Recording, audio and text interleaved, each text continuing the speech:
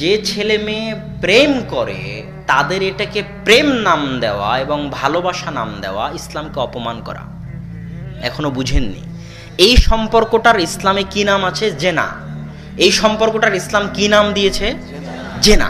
তুমি আমাকে বলো যে আমাদের দেশে জেনার সম্পর্ক হয় না, হয় না? তাহলে তোমার প্রশ্ন ঠিক আছে, তুমি আমাকে এটা কেন জিজ্ঞেস করতেছো যে আমাদের দেশে ভালোবাসা প্রেম প্রীতি আছে না নাই? তুমি এই ভালোবাসা প্রেম প্রীতি শব্দটা জেনার ক্ষেত্রে লাগিয়ে ইসলামী পরিভাষার অপমান করেছো। কত ভারী কথা, বুঝতে পারছেন? এই কথার ওজন কত, বুঝতে পারছেন? তাহলে যুবক, এখানে হাসার অবকাশ নেই। তোমার এটা ইসলামের পরিভাষায় প্রেম ভালোবাসা বললে, মহাব্বত বললে ইসলামকে অপমান করা হবে। এটা আমার বলার সুযোগ নাই। এটা তোমাকেও বলতে হবে যে আমি জেনা করতেছি। এখন আমার সাথে যে জেনা করতেছে সে অনেক দিনদার, এটা বলতে হবে। তাহলে আরো মজাক হবে। বিবাহ করলে, সন্তান হলে রহমত বরকতের দরজা উন্মুক্ত হয়ে যায়। এবার বিবাহের বিষয়ে রাসূল সাল্লাল্লাহু আলাইহি ওয়াসাল্লাম বলতেছেন, তুনকাহুল মারআতু লিআরবাইন, তোমরা 4টি জিনিস দেখে মেয়েদেরকে বিবাহ করে থাকো।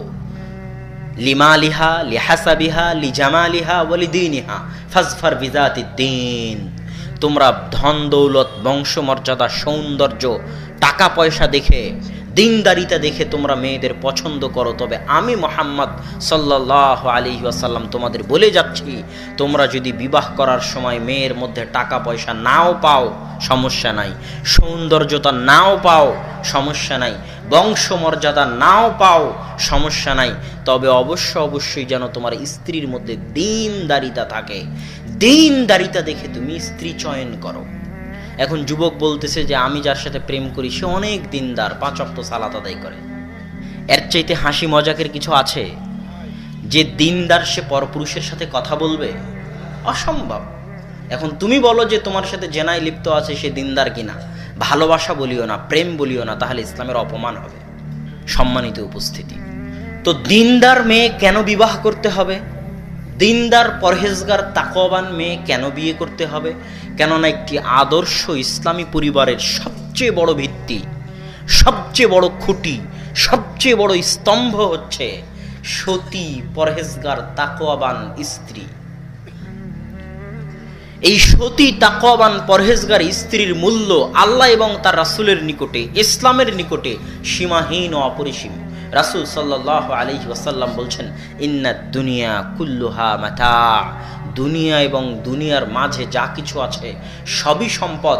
ওয়া খায়রু মাতাইহা আল মারআ সালিহা, আর সবচেয়ে দামি, সবচেয়ে মূল্যবান, সবচেয়ে শ্রেষ্ঠ সম্পদ হচ্ছে একজন সতী, পরহেজগার নারী, মহিলা, স্ত্রী। এটা আল্লাহ রাসূল বলে গেছে। কেন এত মূল্য? ওই যে দেখেন, সারা আলাইহিস সালাতু ওয়াস সালাম, যিনি ইব্রাহিম আলাইহিস সালাতু ওয়াস সালামের প্রথম স্ত্রী। ইব্রাহিম আলাইহিস সালাতু ওয়াস সালাম যখন তাকে নিয়ে জালেম বাদশার শহর অতিক্রম করতেছেন, তখন জালেম বাদশা তার সৌন্দর্যে মুগ্ধ হয়ে তাকে ভোগ করার জন্য নিজ দরবারে নিয়ে এসেছে। তখন সারা সালাতে দাঁড়িয়ে গেলেন দোয়া করার জন্য। দোয়া করার জন্য কি করতে হয়?